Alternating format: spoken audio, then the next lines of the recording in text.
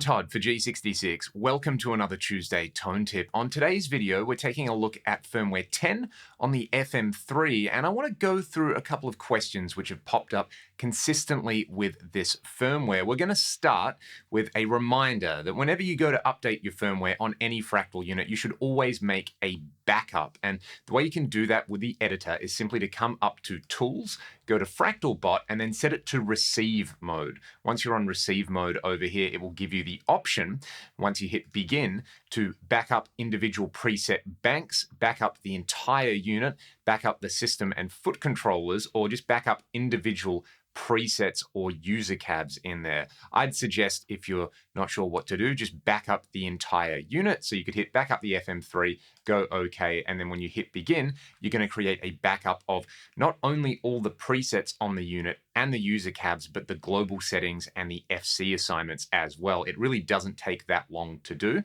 It's going to be happening while I'm talking through all of this. And if you find that you don't like the updated firmware, or it does something to your presets that is undesirable, you can always roll back to the previous backup on there. So you could go and install the previous firmware and then restore your unit using this backup file that it's created over here. Once you've done that, you can then go ahead and install firmware 10. If you open up Fractal Bot inside the editor, you will get a pop-up with an auto update feature in there. Alternatively, you can go to the website, download the file, extract it, and then hit the browse function and then send the file. Now, I've already done that. So again, do the backup first, and then install the new firmware. Once you've installed the new firmware, if you want to get the new factory presets, and this is a question that I've seen pop up a lot, is like, where are the new factory presets when I've installed the firmware? The factory presets are a separate file that you need to go and download and then install. They're available on the Fractal website. I'll put a link to them in the video description below. They have been updated and checked on an FM3 Mark I, so they will work on any FM3 out there. If you download those and then want to install them on the unit, you've got a couple of different ways to do that. You can install all of the factory presets at once, you can install them bank by bank, or you can install them one by one. So I'll show you how to do that. Once you've got those factory presets downloaded and you've unzipped the file, open up Fractal Bot, go to Browse, select the relevant folder that you've downloaded, then you can install the All Banks folder. So this will just install all of the factory presets at once, or you can install Bank A, Bank B, and Bank C separately. If you're somebody like me who often has my custom presets in the first bank of presets over there, like preset 0 onwards, then I would recommend going bank by bank in here. So let's say we wanted to install just Bank A. We'd hit open, then when we hit begin, we select the destination on here. So you can choose which presets to overwrite in here. So if you were somebody like me who often has your presets installed in the first bank of presets, like preset 0 onwards, you could always choose to install Bank A over here and offset them. Or if you always just keep the factory presets where they come stock from the factory, you can just overwrite them in there. So let's say I wanted to install Bank A over Bank A in there, I could then hit send on there and it's going to update all of those presets. Alternatively, let's say I wanted to install just Bank C from the factory presets. I'd select it from the folder, I'd go begin, I'd select the destination, I go to Bank C, and then I could send that and it is going to install those updated factory presets in there. Like I said earlier, you can also choose to just install the All Banks file in there and get it all done in one go.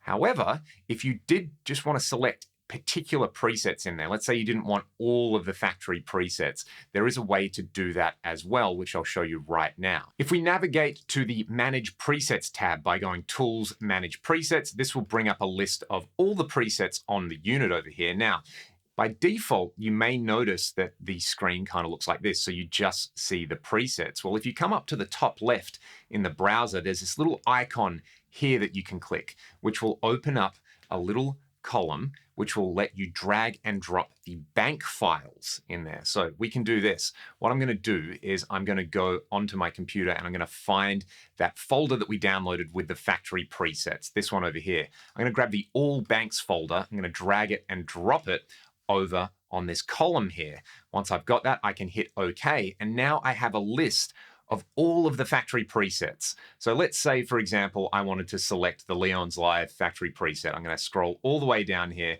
Leon's Live FM3 version 10, and I want to drag it and drop it anywhere in the factory banks. Let's say I want to add it to preset 410. I'll do that, I'll hit save, and then that individual preset, not the whole bank, but the individual preset is going to be saved on here. And I can double click it if I wanted to rename it. I can double click the number to load it up. And like magic, I've got that single factory preset from that all banks file loaded up.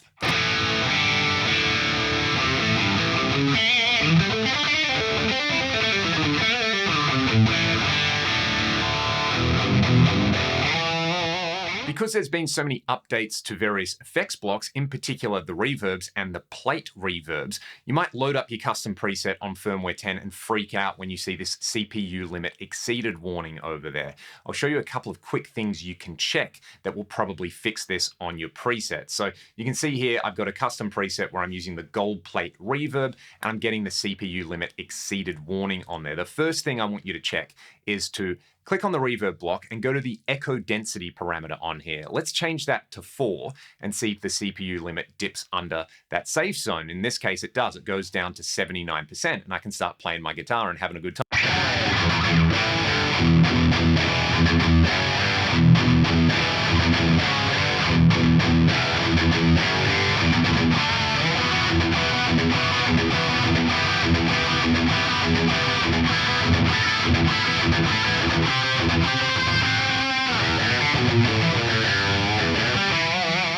If that doesn't work, I'd encourage you to take note of the settings you've got in the reverb block. So I've got the gold plate, mix at 12%, time at 1.5 seconds. I haven't really touched anything else in there. What we're going to do is this. We're going to right-click the reverb block. We're going to go to Edit, and we're going to reset the current channel.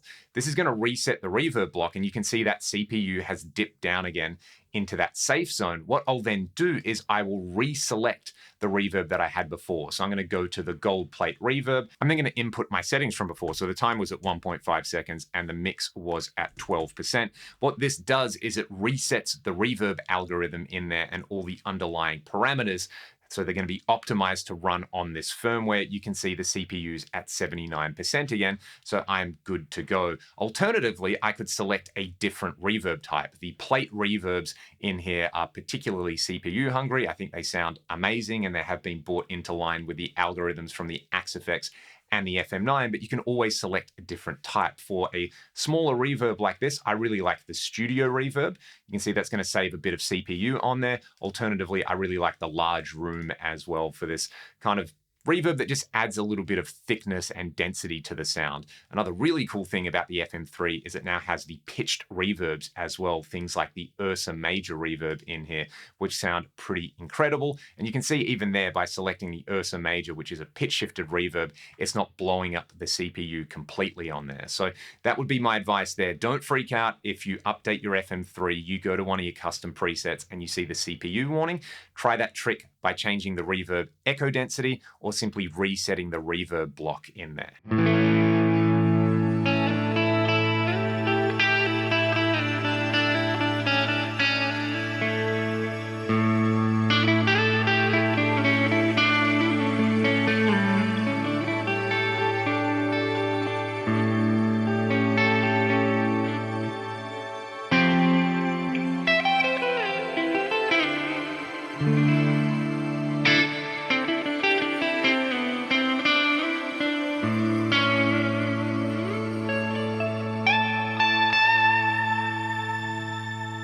That Ursa Major reverb really does sound amazing. Let's look at one new feature in here that I've seen a bunch of questions about, and that is how to do a soft reset of the amp block. Again, there's two different ways to do this, on an amp by amp and channel by channel basis, or using a batch setting tool. If you want to do a soft reset to the amp block in a given preset and essentially have your custom settings on the tone page, the graphic EQ page, and a bunch of other settings intact while still having all the advanced parameters updated and brought into line with the updated modeling, all you have to do is go to the amp block, click this little triangle next to where it says channel, and select soft reset current amp channel. This will perform the soft reset function to this channel. It won't affect your custom settings on there, and you can get on to the job of playing some guitar or making some dirty guitar noise.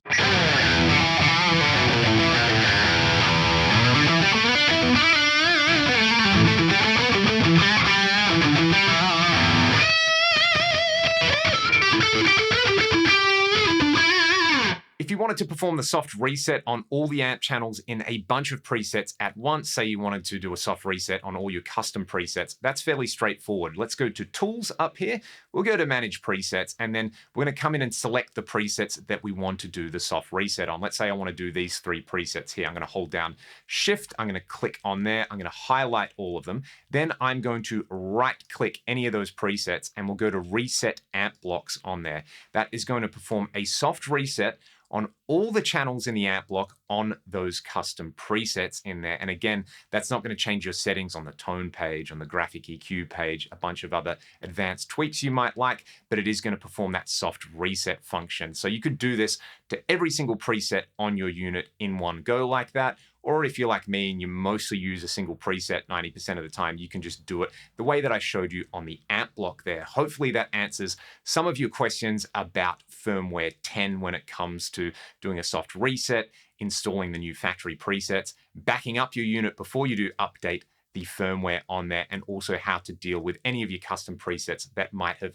exceeded the CPU limit once you've updated. If you've got any further questions, let me know in the comments section below. Otherwise, I will see you on next week's Tuesday Tone Tip. Go and enjoy your new FM3 with firmware 10, and I'll see you then.